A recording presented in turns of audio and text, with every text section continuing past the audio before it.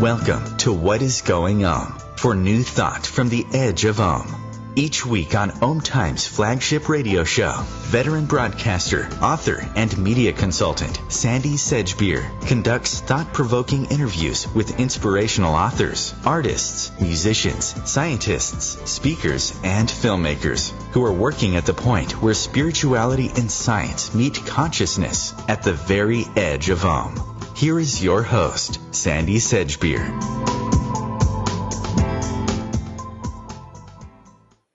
Hello. On April the 3rd, 2010, Emily Rose Shane was killed by a suicidal driver on California's Pacific Coast Highway. She was just 13 years old. To lose a child is doubtless every parent's worst nightmare, an experience that I imagine no parent ever truly gets over.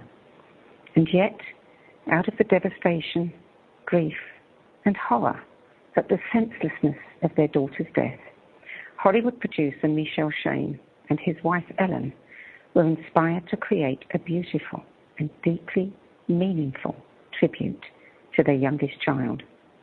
Ellen and Michel join us today to talk about how Emily's tragic death led to the creation of an invaluable gift, the founding of a 501c3 non-profit charity, the successful Educational Achievement Program, which is providing one-on-one mentoring and tutoring to middle school children with learning challenges who can't afford help and are in danger of failing school.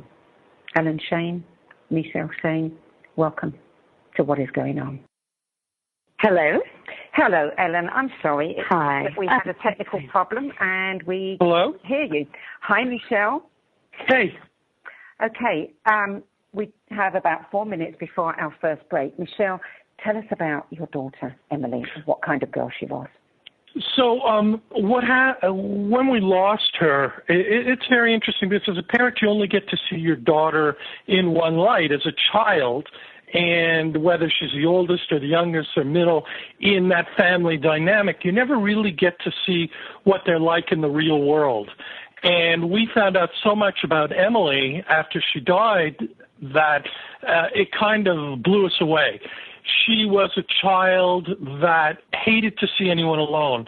So if you were at school eating alone outside or eating alone in the cafeteria, she would invite you over to sit with her and her friends. If you were new to the school, she became your friend. It didn't matter what grade you were in. We found out she was the unofficial ambassador of the middle and the high school where she went to school here in Malibu. And she was just a really caring, empathetic child who just really wanted everyone around her to be happy. Were you really shocked about the things that you hadn't known about your daughter? Blown away.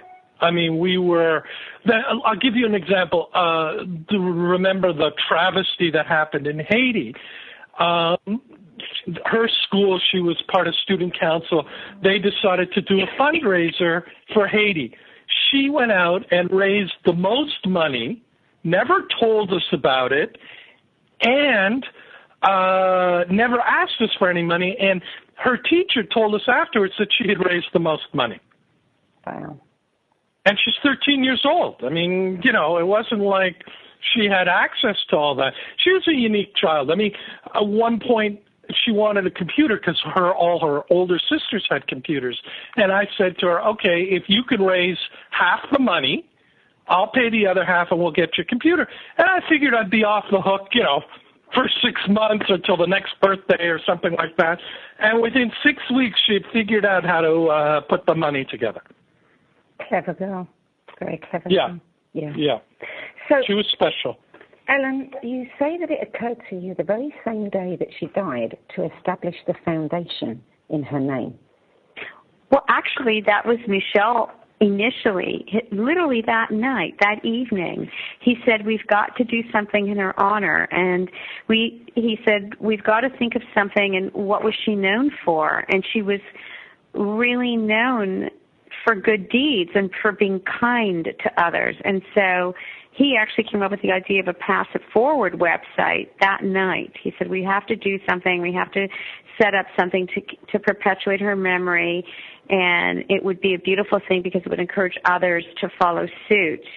And so that was how we originally started, actually. Our foundation initially was just a Pass It Forward website where people could post good deeds or acts of kindness for others. How did it become the C Foundation then?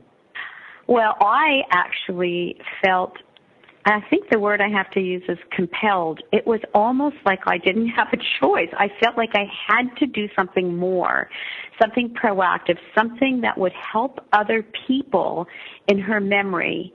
And I started thinking about, well, she loved to dance. Would it be something dance-related? But when I looked into it, there were already quite a few programs for children, underprivileged children, or dance scholarships, this sort of thing.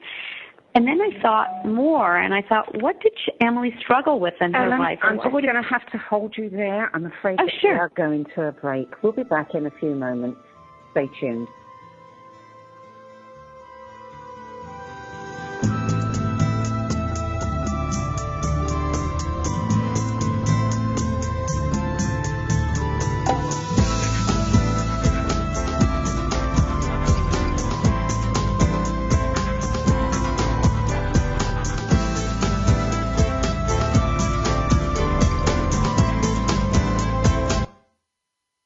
The future of Internet radio is here.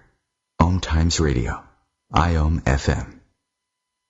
As difficult as it is to believe, there are places in Africa where human traffickers sell albino children and their body parts for use in magic rituals. Humanity Healing International is actively working in Uganda to change this paradigm. The Albino Rescue Project finds albino children who are at risk and places them in safe schools and environments where they can learn and grow free from fear. To learn more or to sponsor a child, visit humanityhealing.org. Humanity Healing is where your heart is. This is Terry Van Horn, and I want to invite you to join me for my weekly radio show, Healing Light, on OMTimes Radio every Wednesday at 6 p.m. Eastern Standard Time. On Healing Light, we want to bring love, light, and blessings into your world. You can find out more about us at www.healinglightonline.com. Blessings. America's service members and veterans are strong, forged out of bravery, sacrifice, and duty. Sometimes reaching out for help can be the most challenging and worthwhile mission of all. When you recognize something isn't right, make the call to the Veterans Crisis Line or Military Crisis Line. Dial 1-800-273-8255 and press 1.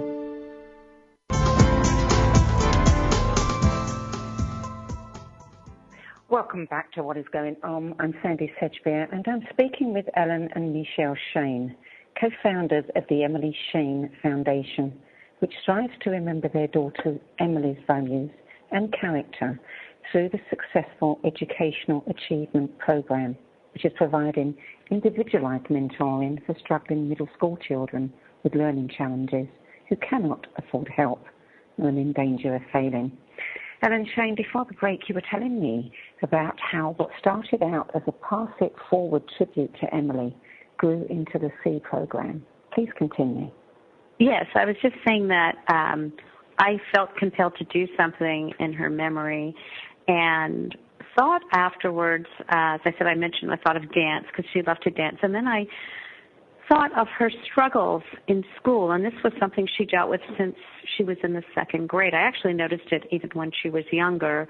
There seemed to be some issue where she would, for example, study for a test, know the work, perform poorly. This was a pattern, and to make a very long story short, we had her tested and found out that she had what they called processing issues. And she sort of fell in a gray area. She certainly didn't need or qualify for any kind of special education, and yet this prevented her from performing to her best academic ability in the mainstream classroom. She was a child who, if you asked her everything, she could verbally tell it to you, but when she had to write things down on tests, for example, there was a disconnect between what she knew in her brain and what she could put from onto the paper, and so she would not do well. She also had a lot of dyslexia, so she'd flip numbers and she'd flip operations and whatnot. To make it simple, she had a lot of struggles to do well in school despite her knowledge and ability. But when I thought of doing something in her honor, I wanted to do something, for children, any child in middle school who might have an issue where they're not doing well, whatever the reason. Emily had a specific problem, but what happened is after she was killed, I actually went to her school and said, what do you do for children like Emily, so a child in the mainstream classroom who is failing or struggling for whatever reason and who cannot afford any kind of outside help or tutoring? What is there for that child? And there's absolutely nothing. There is nothing. And I will tell you that, children who fit this profile will often head in a very negative direction because no one feels good failing. And so what happens is if you have no recourse and you're doing very poorly, you tend to act out in some way. It usually doesn't lead to anything positive. And it could be anything from low self-esteem, depression, acting out, bullying. Some areas where I have my program, kids are already in gangs as young as 6th grade. They're experimenting with drugs, possibly even dealing. There's a lot of negative repercussions from this. And so when I found out there was nothing for children like this, I said, well, that's what I'm going to do. I'm going to create a program, kind of like a safety net for children who fit this very specific profile, and it is very specific, so that they can get the help they need in order to attain their best academic ability. Because often children like this are below grade level in one or more subject and they've been pushed ahead, so they're really having a hard time. Could be they never understood math very well. They've been pushed ahead, so now they're totally lost. Often they come from families where parents are working. There may be a single parent. They don't have time. Maybe there's many other children. Could be, every family situation is different. I've had children who, they're being brought up by a grandparent or a parent who's in jail. Sometimes the parents or guardians don't have the educational ability to help them even though they'd like to, or the language skills. Many of them are from foreign countries. They don't speak English, so they can't help them with their homework.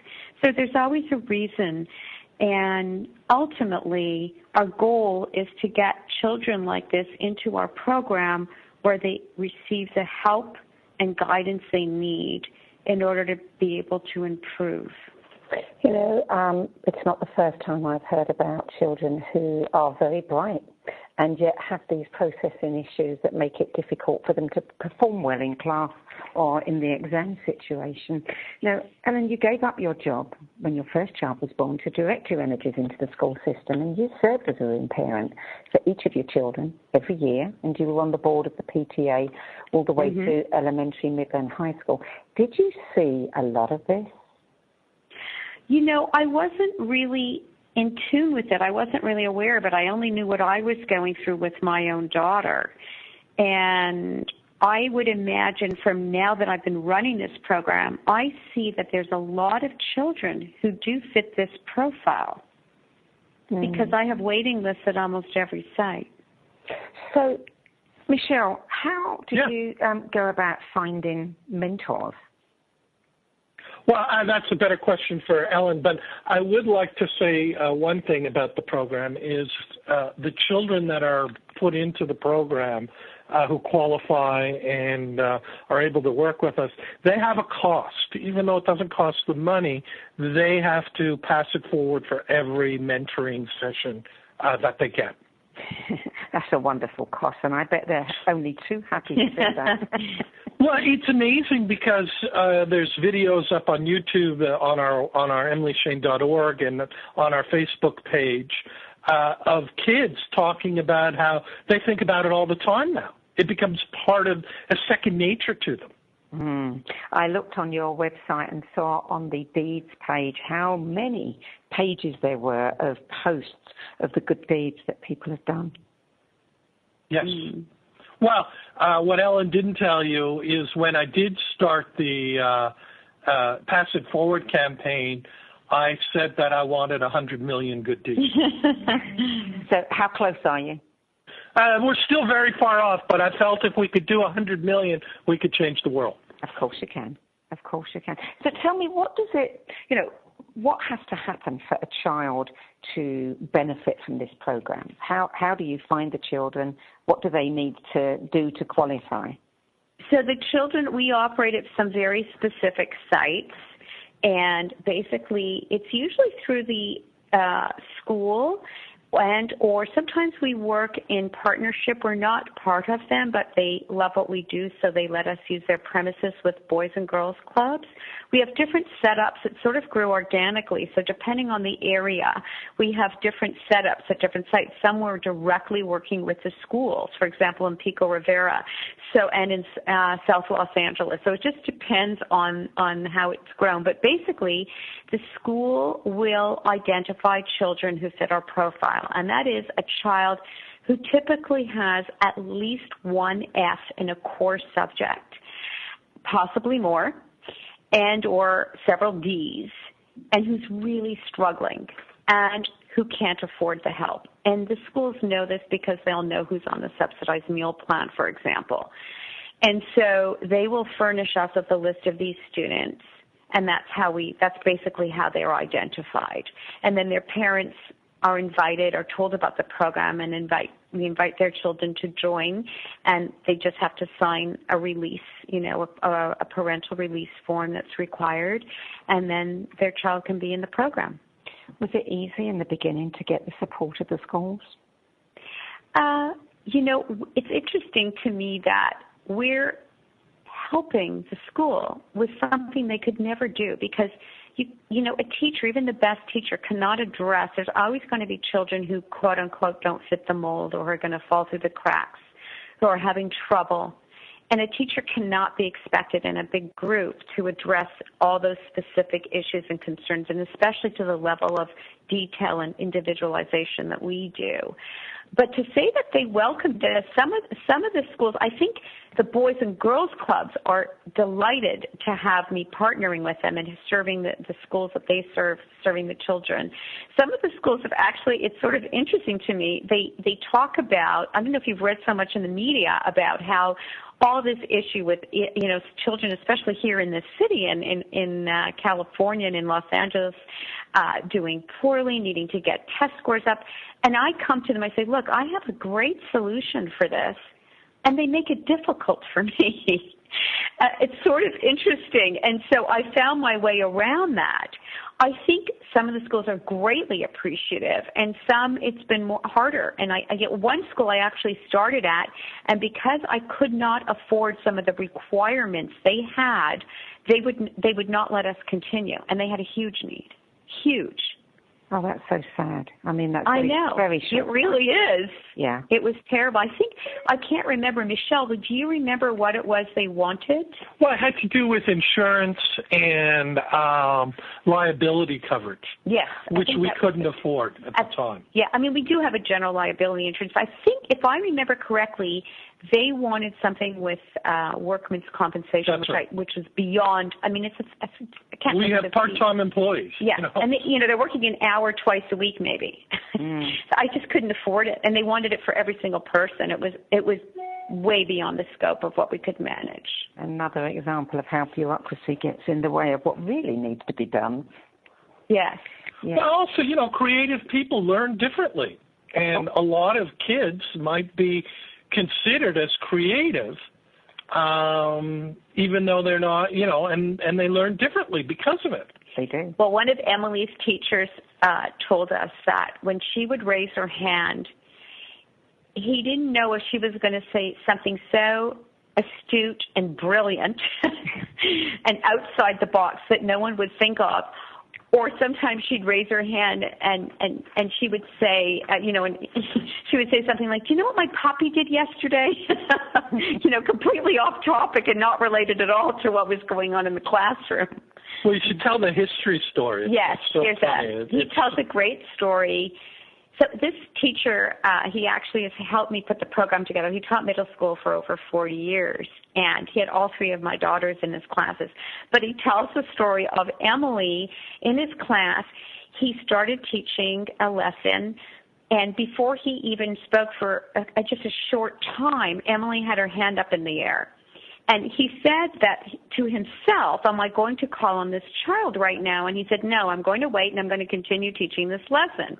And he said the entire time he was talking, her hand is getting higher and higher, and she's sort of bouncing in her chair, and she's waving her hand. And finally, he said he was about 20 minutes in, he stopped, and he looked at her, and he said, Emily, is this on topic? And she looked at him, and she said, what topic? So she obviously wasn't listening. And then he said, well, what is so important that you are waving your hand and raising your hand since I've started speaking? What do you have to say? And she looked at him and she said, I have to ask you something. Why is it called history and not herstory? Oh, that's priceless. Priceless. You're listening to What is Going On. I'm Sandy Sedgbear, and I'm speaking with Ellen and Michel Shane about the tragic events that inspired them to co-found the Emily Shane Foundation. Still to come, the miracle that occurred after Emily's death and the inspiring open letter to the graduating class of Malibu High School that Michel published on Huffington Post in 2014. We'll be back in a few moments. Stay tuned. The cutting edge of conscious radio, OMTimes Radio, IOM FM. Being a radio host on IOM FM allows you to build your show on a rich platform with the power of the internet to fulfill your outreach goals and connect with a very specialized and global online audience, unlimited by time and distance. OMTimes Radio will provide you with web relevance, a recognizable conscious brand, and with the standard of excellence that has accompanied every single OMTimes endeavor. Host your show with OMTimes Radio Network. My name is Victor Furman. Some call me The Voice. I've always been fascinated with human nature, spirituality, science, and the crossroads at which they meet. Join me Wednesdays at 8 p.m. Eastern on OMTimes Radio, and we'll explore these topics and so much more on Destination Unlimited. There is no death, only a change of worlds. Chief Seattle. Deborah Livingston is an award-winning intuitive psychic medium whose international services include mediumship, spiritual assessment, animal communication, and spiritual mentoring. She is a published author and a trained shaman. Deborah provides evidential messages from spirit and departed loved ones. Learn more at deblivemedium.com. That's DEBLIV medium.com. We don't want your teddy bears. We don't want your shoes. We don't want your pencils, books, or blankets. We want to go home. Around the world, 95% of children in orphanages have living parents, but poor and vulnerable families are often forced to give up children they love. Children need the love of a family. Orphanages are the problem, not the solution. Disability Rights International helps families around the world keep their children at home. Learn how you can help at drikids.org.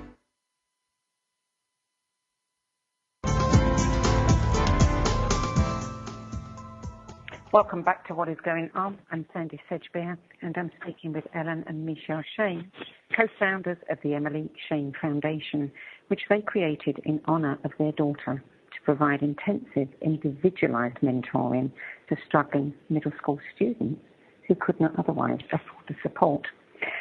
Ellen, when we chatted last week, you told me about a miracle that occurred after Emily's death. Would you share that with us? I'm trying to think which one you're referring to. It's about your dream. Oh, the dream about the book? Mm-hmm. Yes. So I've had so many incredible things happen, but I woke up. I actually had a dream. I had this dream. It was right before I woke up. And in this dream, I literally saw a book. I saw the entire book. I actually saw the cover, and I saw the title. It was called Emily's Gift by Ellen Shane, and I turned the pages. I saw the entire story, and right after I saw this whole thing, it was like a message clearly being given to me. I woke up, and I remember I turned to Michel, and I said, oh, I have to write a book. And he said, what are you talking about? I said, no, I just had this dream. I saw the whole thing. I saw it. And I actually did write that book. Wow. And is it published? It's not yet. I actually just have a draft done. It's a true story, and it's the story of how we got our dogs. And just very briefly, we never, ever had pets because Michel is highly allergic to every animal, not only animals. I think it's better to know what he's not allergic to. Trees and grass and mold, and I could go on and on and on. And anyways, and it's the story of how Emily brought these dogs to us. But what's really interesting is that she brought them to us just months before she was killed. Not long before. And I call the book Emily's Gift because those dogs are like a gift to us. They helped keep us going in so many ways, especially at the beginning. Wow. And do you believe that dream was a message from Emily? I believe it was a message, whether or not from Emily, from Spirit. I believe it was definitely a message, and that I should publish that book. I should get that book out there. And I think that it's a children's book, and I think that it could help a lot of children who may have to cope with loss in one way or another, whatever that loss might be, whether it is a pet, family member, someone they know. We all have to deal with loss, and children do too. And so it's actually a cute and funny story. It's not a sad story, but it does have that element in it.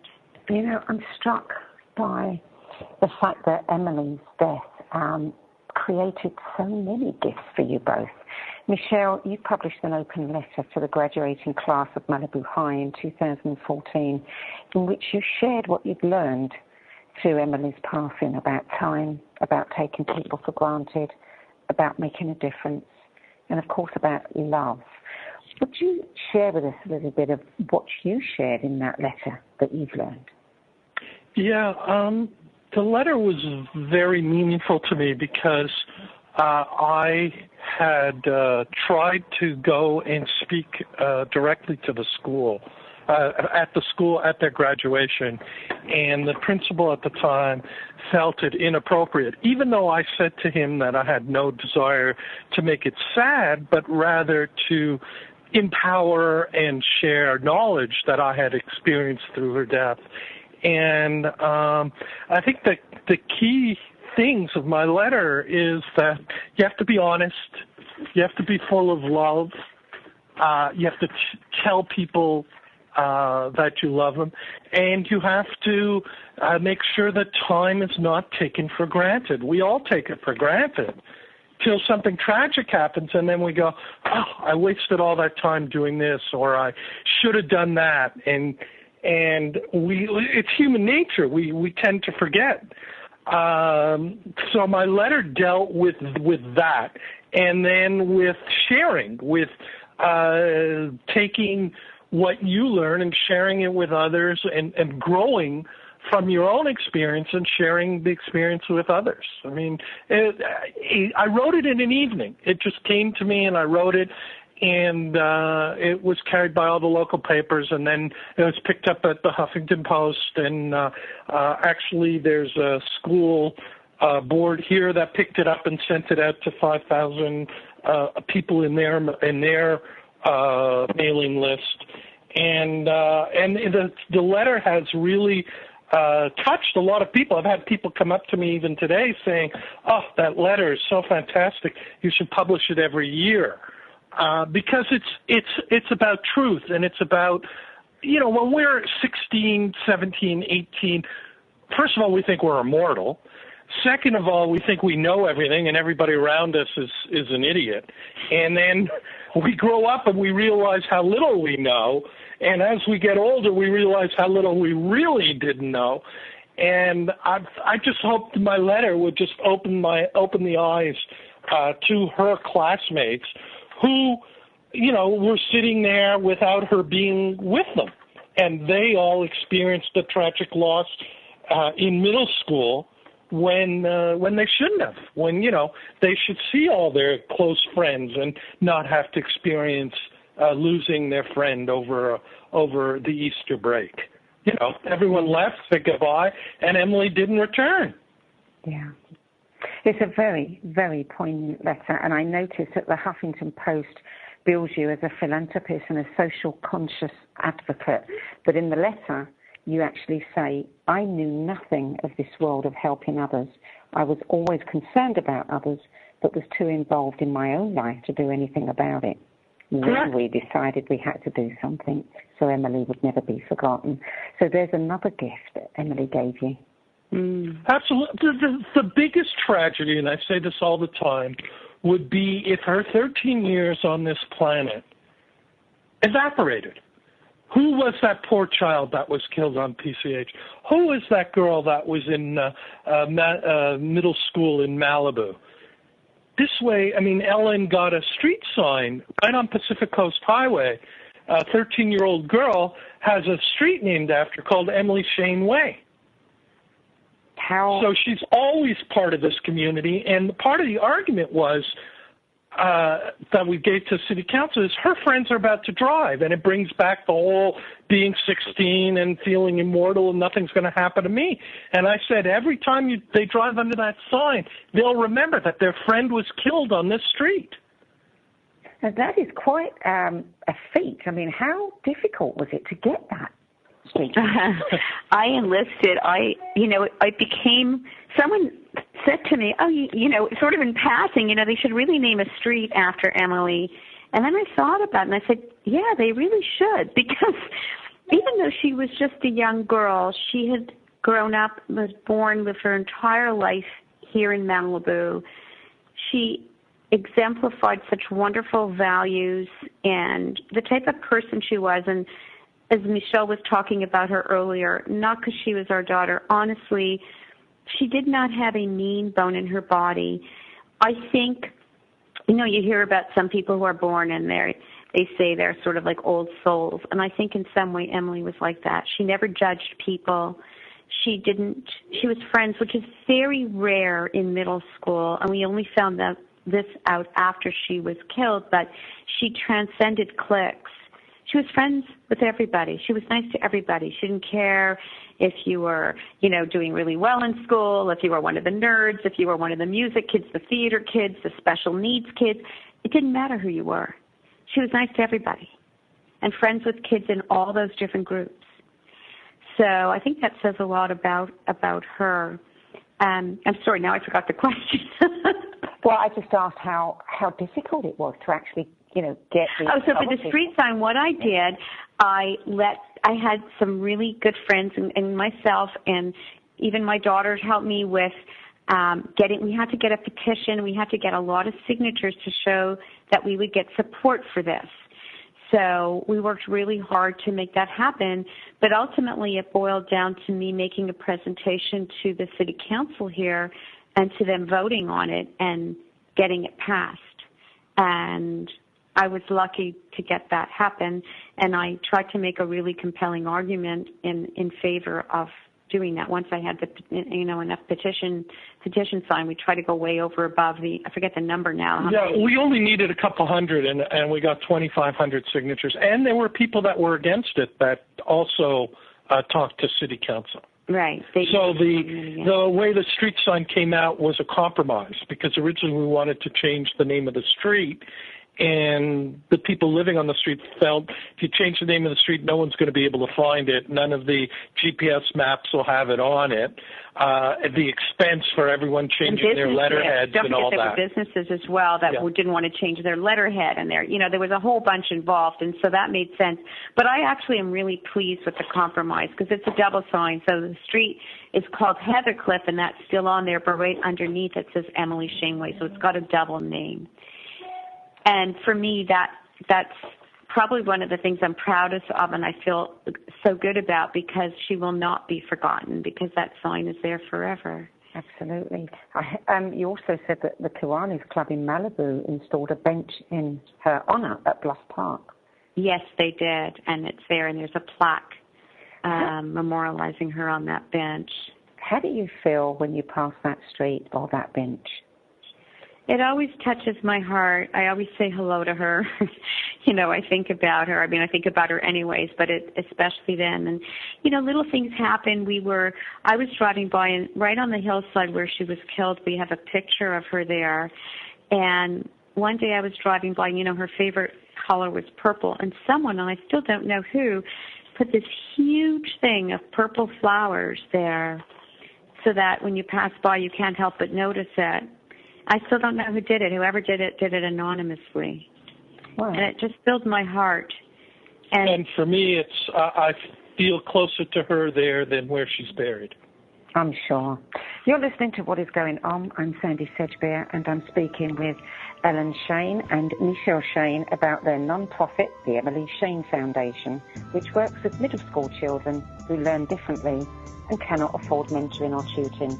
In our final segment, how an initiative called Wings Over Malibu is celebrating Emily's life while raising funds for the Sea Program. We'll be back in a few moments. Stay tuned.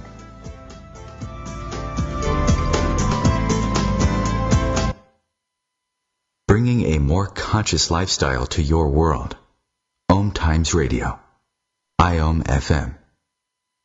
Spiritual, metaphysical, green living, psychic, alternative healing, life coaching. Do any of these or similar terms apply to your business or cause? If so, you are in a niche market with a very specific audience. Conscious Gate PR is the world's leading conscious public relations agency. With a global reach of over 4 million and growing, we offer comprehensive media campaigns to our targeted market. Learn more at ConsciousGatePR.com. Conscious marketing for conscious minds.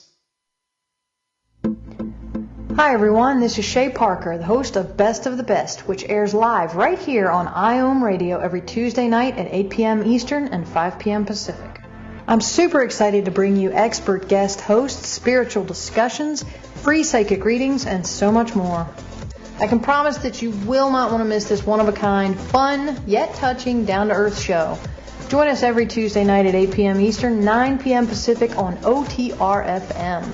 This is Shay Parker, and I can't wait to see you there. It's on us to stop sexual assault. To get in the way before it happens.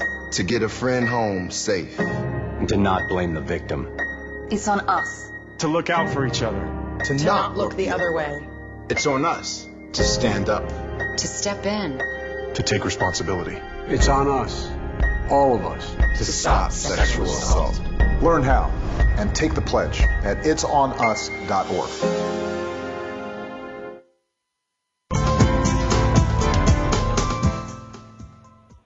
Welcome back to What is Going On. I'm Sandy Sedgbeer, and I'm speaking with Ellen and Michel Shane, co-founders of the Emily Shane Foundation and the Pass It Forward campaign. Ellen, tell us about some of the things that you're doing to raise awareness and money for the foundation. Well, we have fundraisers usually twice a year. So those are the things, you know, that's like the main thing that I do as a priority. And I'm trying to think what else we often get articles and things in the media. We try and feature stories of success and highlight things that our students, you know, what they've accomplished in the time that they've been working in the program. And I think one of the things that really touched me the most was on August 2nd, I remember the date, I unexpectedly got an email from one of our mentors. I didn't ask her to send me anything or to follow up on anything. And she said, "Oh, hi, Ellen, hope you're having a wonderful summer. Here's a link to an article I wrote about my experience mentoring for the Sea Foundation, or for the Emily Shane Foundation, for the Sea program." And she wrote the most incredible article that just filled me up, because it was all about how she observed the children coming in, the negative reaction, not motivated, not trying, not even happy to be there. And she described the transformation that took place over the course of time in working with the children to the point where it completely turned around. And it was just so heartwarming to read, not only that the students became motivated students and start to try and do well and, do better, but almost as significantly, what it did for her to see the impact that she could have on a younger student. It's really quite remarkable. I read that article, and you're right. I mean, it's very heartwarming that she went into it not expecting, for her to get anything personally out of it, but just to serve. And I should imagine that is and again, another wonderful gift to give to your mentors. We never actually got the answer to my question earlier on about how easy is it for you to find mentors?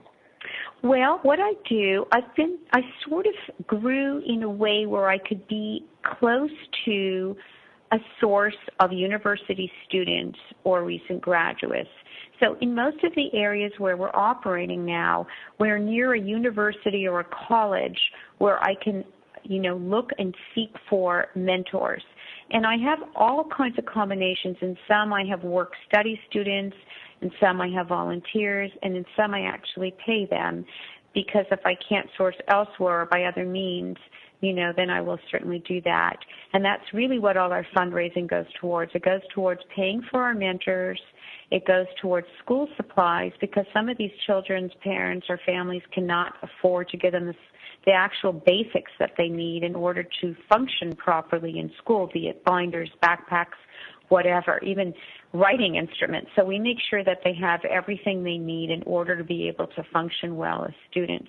The other thing is a lot of these children are coming to school hungry, so we provide snacks for them. So we do all that kind of thing. It's not really hard to find. Overall, when I put ads or postings up on these university websites, I've been lucky in that I usually will be able to source people who want to do this type of work. Is there one story, one child's life that was transformed that stands out above all the rest in your mind? I'm trying to think. That's a hard question. I'm sure it is. Because there's been so many touching and moving stories of kids who have come from, literally gone from F's to A's, and who really had given up on themselves and have just completely turned around, because they get this self-image of being quote unquote stupid, or incapable. And the truth is, they aren't. They just haven't had the right guidance, help, and or opportunity to allow them to be able to learn to get to the level that they need to be in order to be successful. So I'm trying to think if there's one. Michel, can you think of any in particular? I'm thinking of the boy that came into the program, was failing, and then turned to you and said afterwards that he now knows where he wants to go to college, and he now is on track. His life completely turned around. He's going to go to UCLA or USC. He was. You see, what really gets me is, can you imagine being between 11 and 13 and have given up on life and figure there's nothing for you? I mean, that's, to me, is mind-blowing, to be that age and just figure that I'm a dummy, I can't learn, there's nothing here for me, I don't need school, I've got to go do something else. At that age, it's mind-blowing. So there's one child that I'm thinking of who was failing miserably, who had no direction, and after being in the program for 1 year, his mother came up to us and said that he had remarkably turned around, realized the importance of school, had refocused all his energy, and now knew what he wanted to do in his life. And this is a kid in middle school, and he's like, now I'm going to go to high school, and I know what college I want to go to, and I know what I want to do. And another story I just thought of is there's a girl, she was in my program since 6th grade, and she's at a school in Santa Monica, and she was very defiant. She wasn't easy to work with. She made it very difficult for her mentor. She would sort of act like she knew everything, and, you know, even though she wasn't doing well at all. And it was very difficult. And we kept her in the program. She didn't really show much improvement, but she tried a little harder. But in her when she got into 8th grade, she was in my program for 3 years. And when she got into it in her last year of middle school, we paired her with a mentor, and it just clicked. And she not only did well and passed everything, which was huge for her, but was so proud of herself and developed such an incredible bond. And I think one of the most heartwarming pictures I have is a picture of her at her promotion from 8th grade with her mentor. She begged her mentor to come. You know, they didn't have to go. It's outside of mentoring hours, but she came, and there's a picture of her in her cap and little gown that they had them wear. And it was just such a heartwarming moment for me to see that picture and to see the two of them together smiling, to know that she was on her way, starting high school, and was going to be okay. You know, she was going to be fine. So this is the kind of story that really should be in People magazine. They're always presenting stories of people who are doing amazing things, especially for kids. And I mean, the kids are our future. Who better to help than our future? Well, we're creating members of society who will now realize that they have to give back and be part of society. And to go back to the comment in my letter, my open letter to the graduating class, I was always concerned, but I was always too focused on supporting my family and doing stuff for ourselves to reach out and help others. I will tell you, I have to say, in my experience, because I work very hard, there is nothing more rewarding than making a difference in a person's life and making a positive difference. Nothing, there is no feeling. It's an incredible feeling to know that you are doing good for someone and that they would otherwise never have had that. Yeah. Yeah. I think that's why we're here. I agree. So you've got an event, a fundraiser, in November the 13th. Tell us about that. Oh, yes. So I'm very excited about this. We did it last year, and we are doing it again this year, bringing it to a different level. But our symbol is a butterfly. That was apparently a nickname Emily had that we did not know about. But it also represents transformation, which you can interpret in so many ways through this program, whether it's the children transforming, etc. And Emily's favorite color was purple, so purple butterfly. So what we're doing is a release of 1,000 butterflies at Bluffs Park in Malibu on November the 13th at 2 p.m. It's free and open to the public. And what we're doing is we're asking people to sponsor butterflies. And you can sponsor one, you can sponsor many. And it's $10 a butterfly. And we ask people to sponsor them in honor of someone who may have been a mentor to them in their life and or been a positive role model or helped them in some way as our mentors do for the C program students. You have a GoFundMe link. How can we find out about that link? It's not up yet, right, Michelle? No, the GoFundMe link is up. Yeah. But we don't have it out on the website yet. I think we're going to post it at the beginning of October because it's a little early right now. Okay. So we will have a splash page on our website, which is just emilyshane.org, and that will be there as of the beginning of October 1st. Well, as we bring the show to a close, I have one final question for you both, for both of you to answer if you feel so moved. Your dream is to have C supporting middle schools across Los Angeles and way beyond. What would have to happen to make that a reality? Wow. You have to realize I run this by myself with Michel helping me in the background. I'm one person. I've got 10 school sites. Sometimes I don't know how I do everything I do. So if I could wave a magic wand, the most important thing I need is to get funding in so that I can have some staff to help me and so I can actually grow this. And what that would look like is some corporate sponsorships, increased grants, donations, any and all of the above. Ellen Shane, Michel Shane, I'm afraid we're going to have to leave it there. However, please give the URL of your website out again. And is this the place that people can go if they want to volunteer? Yes, and you can reach us through our website, yes. And you can also make donations right through our website. EmilyShane.org. EmilyShane.org. Thank you both so much for joining us today. Thank you. Thank you for this opportunity. Thank you so much. Thank you.